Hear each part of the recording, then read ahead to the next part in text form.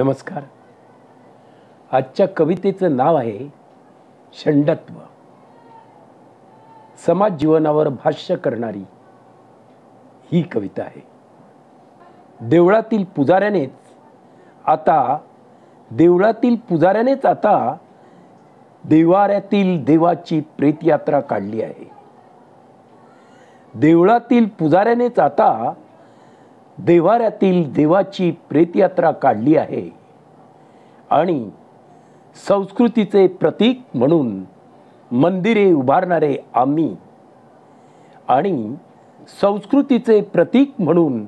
मंदिरे उभारणारे आम्ही तटस्थपणे पाहतो आहोत.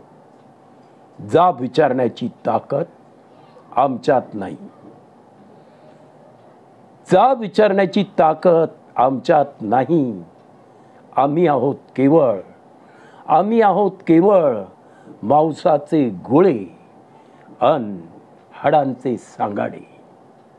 आम्ही आहोत केवळ मांसाचे गोळे अन हाडांचे सांगाडे.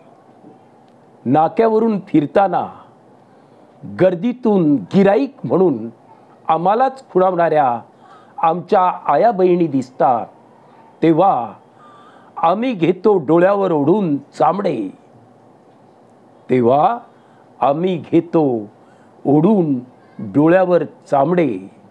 अन चामडी चोर स्थितप्रज्ञापासून घेतो कर्तव्याचे धडे. आमच्या षंडत्वाकडे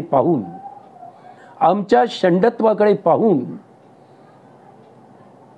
पूर्वजांचे आत्मे हसतायत फिदी अन त्यांच्या पिंडाला शिवलेले कावळेही